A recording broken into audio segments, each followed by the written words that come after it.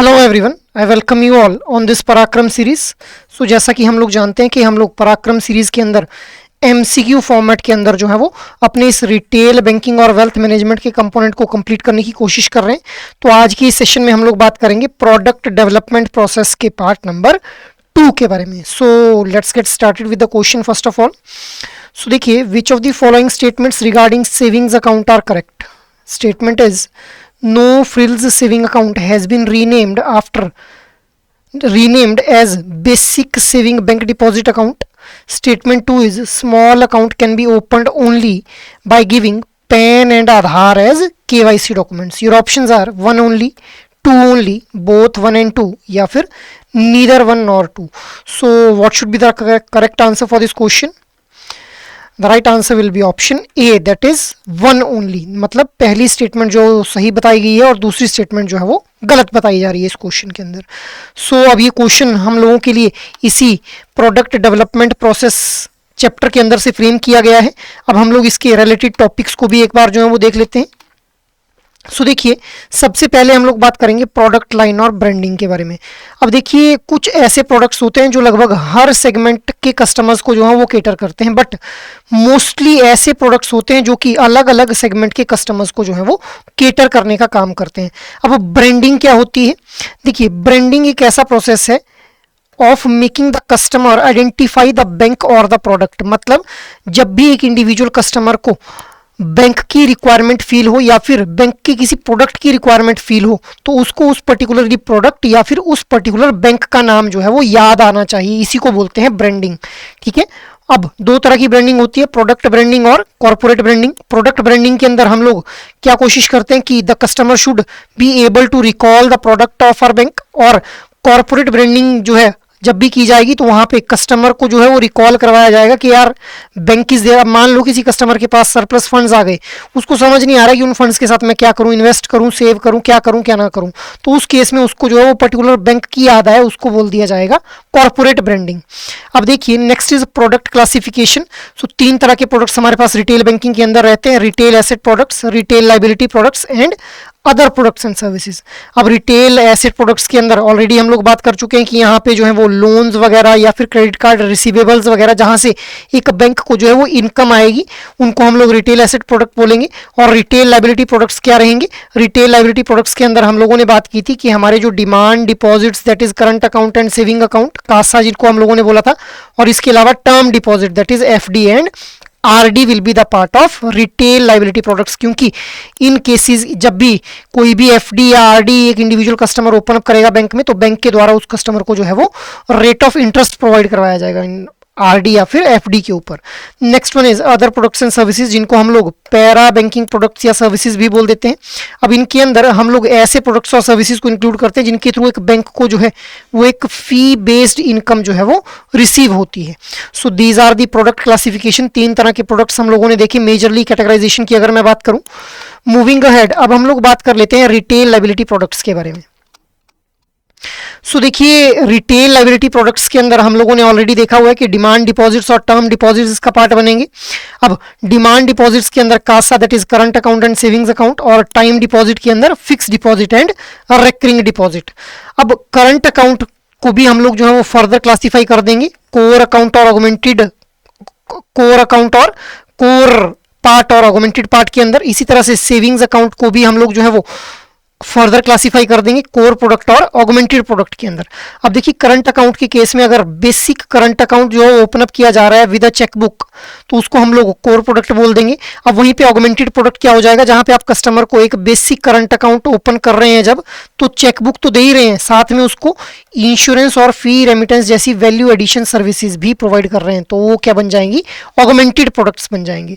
Next is savings account के case में core product की अगर मैं बात करूं, सो यहाँ पे basic saving account with a chequebook and debit card will be considered as a part of core product.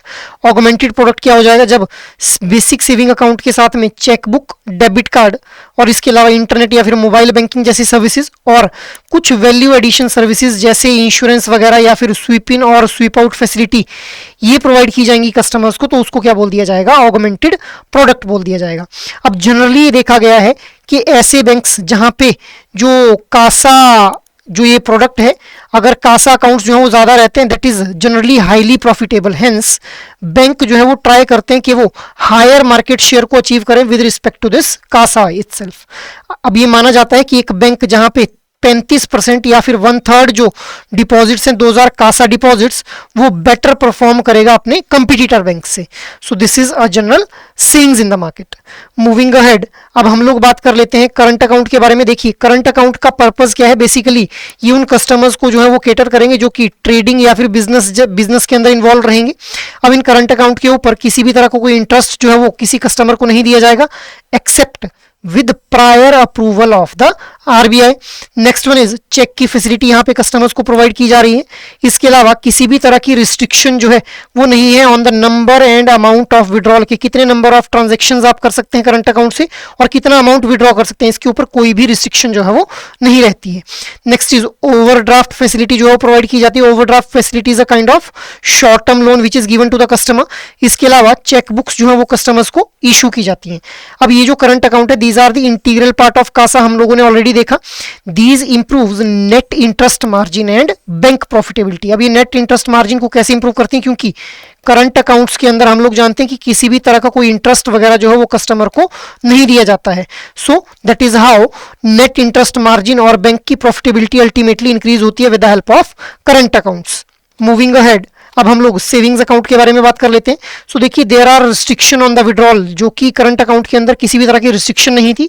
अब यहाँ सेविंग्स अकाउंट के अंदर there is restriction on the number as well as amount which is to be withdrawal.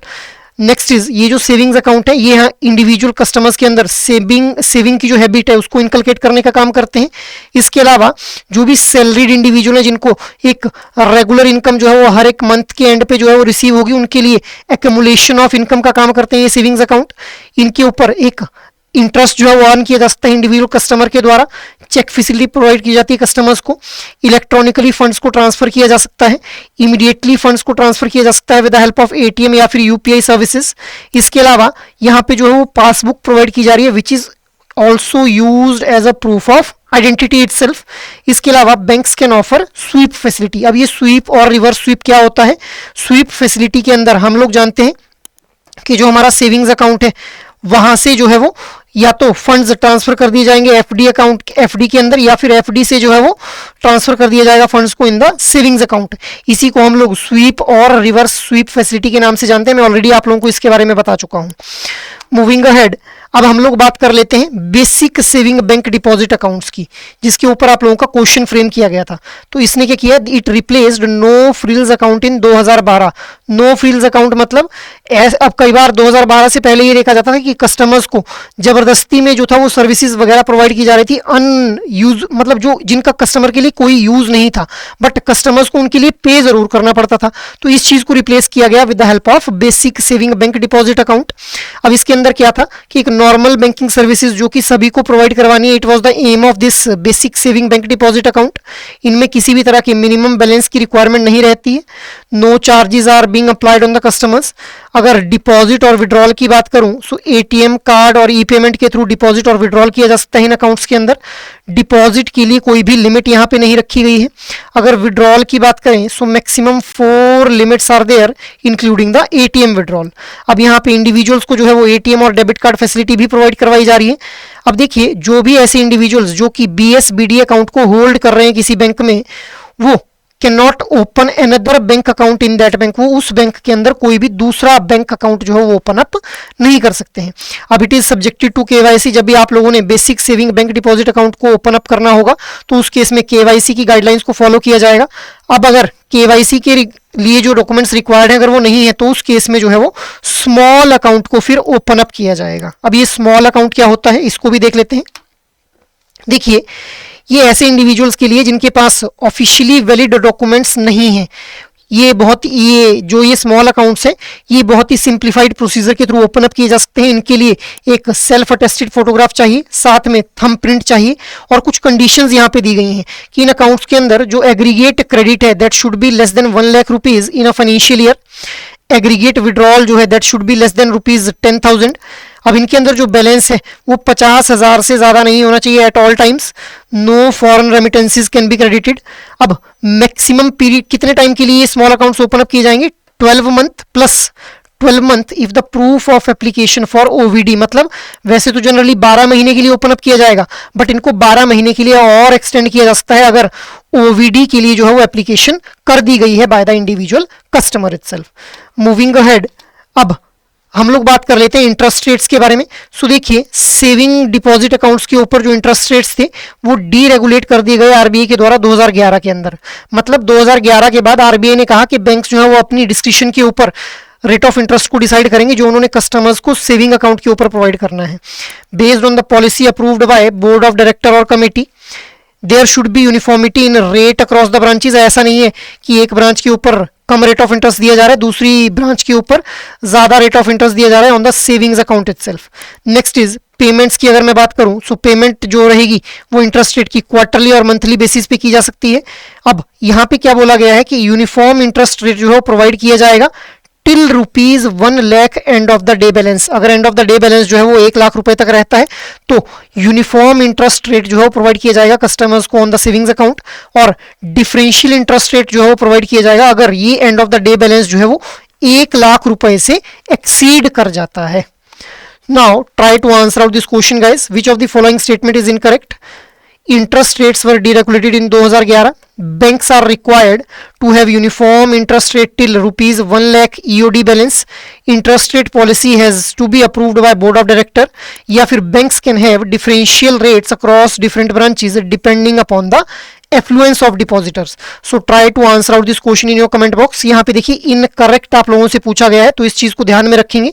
That is all for today's discussion. I hope ये session आप लोगों को अच्छे लग रहे हैं, और अगर आप लोग एक्चुअल में इन सेशंस को जो है वो एंजॉय कर रहे हैं, so you can like share and subscribe this sessions. अगर आप लोगों की कोई भी क्वेरी है तो आप लोग मेल कर सकते हैं hello@edutap.co.in के ऊपर। जय हिंद।